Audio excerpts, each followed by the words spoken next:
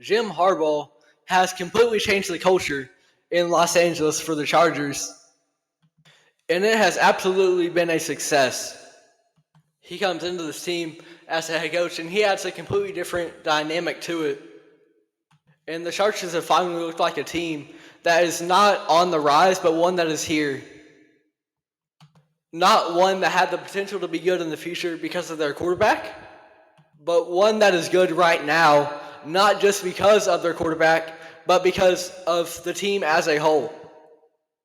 And for Herbert, we'll get into later, it really shows how one's production doesn't necessarily equal your impact on the game. Because he's playing the best football of his career, the most impactful football of his NFL career, but his production is really the lowest it's ever been, aside from, just the one interception that he's had. So to start off, let's talk about Justin Herbert's early years and the Chargers as a whole. Justin Herbert started his career off with a bang. Coming out of the 2020 draft, he was competing with Joe Burrow for that Rookie of the Year award. And right up until he got injured, most places had Joe Burrow as the favorite to win Rookie of the Year. But Justin Herbert was absolutely in those conversations. And production-wise, he was actually outproducing Burrow just a little bit. But Joe Burrow was a guy who had one of the best seasons as a college quarterback ever. Really burst onto the scene during his final year at LSU. And so for Justin Herbert to be in conversations throughout the year with Joe Burrow for that Rookie of the Year award, even while Burrow was still healthy and playing, that's huge for Herbert. So he had a great rookie year. He set the rookie passing touchdown record. So he was putting up numbers that no rookie ever had. And up till this year, he has his highest pass rating ever came in his rookie season up till this year at 98.3. 31 touchdowns to 10 picks, well over 4,000 yards. And then the next year, his sophomore season, he goes and tops that. He throws for 38 touchdowns and over 5,000 yards. And him and Tom Brady were the only quarterbacks that year. Tom Brady on a team that had no real run game were the only quarterbacks to throw for 5,000 yards that year. And 5,000 in itself is an accomplishment that most NFL quarterbacks never get to. It's really only the elite of the elite, as well as Jameis Winston. And Herbert goes out and does that in just his sophomore year. Throws for 38 touchdowns as well. But also 15 picks is kind of the drawback on this. Because yes, he's putting up eye-popping numbers, but he is turning the ball over quite a bit. Almost one pick per game. But this Chargers team, for better or for worse, is going to live and die by Justin Herbert. And that continues to be the case for years moving on. Throws for 4,700 yards the year after. And the year before last, he dealt some injury. He still threw for 3,000. Or not year before last, that was last year.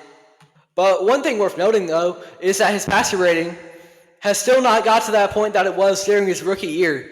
He's having high volume, especially his second year. And this Charger team is going to run through Justin Herbert. But from an efficiency standpoint, he still has not been as impactful as a quarterback as he was his rookie year. And the Chargers, and Justin Herbert for that matter, they developed a reputation of not being able to get it done when it matters most and of disappointment. Justin Herbert's seen as a guy that's going to put up really good numbers, but he's not going to be able to take your team to the next level. And then the Chargers, of course, they had that blown lead against the Jacksonville Jaguars, a historic blown lead in the playoffs. So Justin Herbert looks like a guy that's going to put up numbers that are on par with the best quarterbacks in the NFL. But is that really going to match what he does for your team and how far he can really take you? That's the true question mark around Justin Herbert around this time. And then the Chargers are at kind of a crossroads. Keenan Allen's gone. Mike Williams is gone. This roster looks like it's more ready for a rebuild than anything. And this is while you've got a franchise quarterback at your helm. And that's, typically not the time when you're going to really look to enter a rebuild. But based on the way this roster looks, especially on the offensive end, they're at bare minimum going to need to retool these skill position players is kind of the idea. because even Quentin Johnson going into his second year, the expectations weren't very high because he looked like a draft bust his first year. But what they do have is a new head coach who is here to change the culture and turn this team around. That is Jim Harbaugh. And the Chargers team has looked the best that it ever has under Justin Herbert. They've looked much better than they ever did when Justin Herbert was the sole contributor to this team. And now Jim Harbaugh comes in, and it's a team that's just much more well-rounded. Because if this team was still just really built around what Justin Herbert can do, that was what the offense was focused on. Losing guys like Keenan Allen, like Mike Williams, that was going to be a major detriment to this team. But Harbaugh comes in, and this team is a lot more defensive-oriented, and they have a more run-heavy offensive scheme. And Herbert is asked to do a little bit less.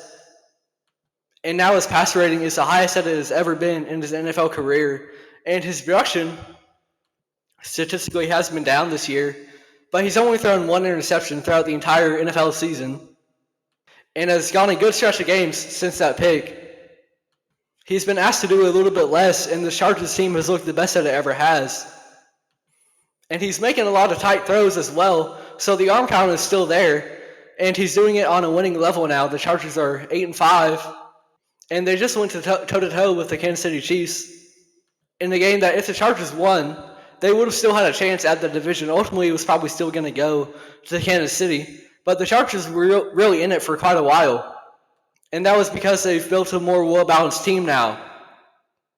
If this was the same team that relied on Justin Herbert to go out there and throw for 5,000 yards just to maybe make the playoffs, they wouldn't have been able to do it this year.